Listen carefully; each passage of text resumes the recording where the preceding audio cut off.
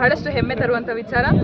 ಸಂವಿಧಾನ ಜಾಗೃತಿ ಜಾಥಾ ಏನಿದೆ ಈ ದಿನ ಬಂಗಾರಪೇಟೆಯ ಒಂದು ಬಾರ್ಡ್ರಲ್ಲಿ ಬಂದು ನಿಂತಿದೆ. ಇದನ್ನು ನಾವು ತುಂಬ ಅದ್ಧೂರಿಯಾಗಿ ಎಲ್ಲ ದಲಿತ ಮುಖಂಡರ ಸಮ್ಮುಖದಲ್ಲಿ ಎಲ್ಲ ತಾಲೂಕು ಆಡಳಿತದ ವತಿಯಿಂದ ಸ್ವಾಗತವನ್ನು ನಾವು ಮಾಡ್ತಾ ಇದ್ದೇವೆ. ಆ್ಯಂಡ್ ಇಲ್ಲಿಂದ ಬಂಗಾರಪೇಟೆಯಿಂದ ಇದು KGFಗೆ ಹೋಗೋ ತನಕ ಇದರದ್ದು ಆಶಯ ಏನಿದೆ, ಸಂವಿಧಾನವನ್ನು ಉಳಿಸುವಂತಹ ಅಥವಾ ಜಾಗೃತಿಯನ್ನು ಮೂಡಿಸುವಂತಹ ಆಶಯ ಏನಿದೆ, ಇದು ಯಶಸ್ವಿ ಆಗಲಿ ಅಂತ ಹೇಳಿ ನಾನು ಕೋರ್ಕೊಳ್ತೇನೆ. ಧನ್ಯವಾದ. ಭಾರತದ ಪ್ರಜೆಗಳಾದ ನಾವು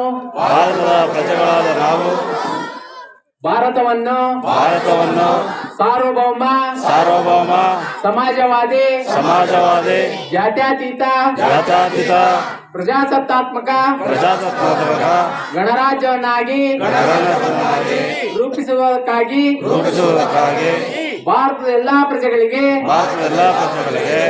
ಸಾಮಾಜಿಕ ಆರ್ಥಿಕ ಮತ್ತು ರಾಜಕೀಯ ನ್ಯಾಯವನ್ನು ವಿಚಾರ ಅಭಿವ್ಯಕ್ತಿ ನಂಬಿಕೆ ಧರ್ಮ ಮತ್ತು ಉಪಾಸನೆಯ ಸ್ವಾತಂತ್ರ್ಯವನ್ನು ಸ್ಥಾನಮಾನ ಮತ್ತು ಅವಕಾಶಗಳ ಸಮಾನತೆಯನ್ನು ದೊರೆಯುವಂತೆ ಮಾಡುವುದಕ್ಕಾಗಿ ವ್ಯಕ್ತಿ ಗೌರವ ದೇಶದ ಏಕತೆ ಮತ್ತು ಸಮಗ್ರತೆಗಾಗಿ ಎಲ್ಲರಲ್ಲಿ ಮಾತೃಭಾವನೆಯನ್ನು ಮೂಡಿಸುವುದಕ್ಕೆ ದೃಢ ಸಂಕಲ್ಪ ಮಾಡಿ ನಮ್ಮ ಸಂವಿಧಾನದ ಸಭೆಯಲ್ಲಿ 1949ನೇ ಇಸವಿಯ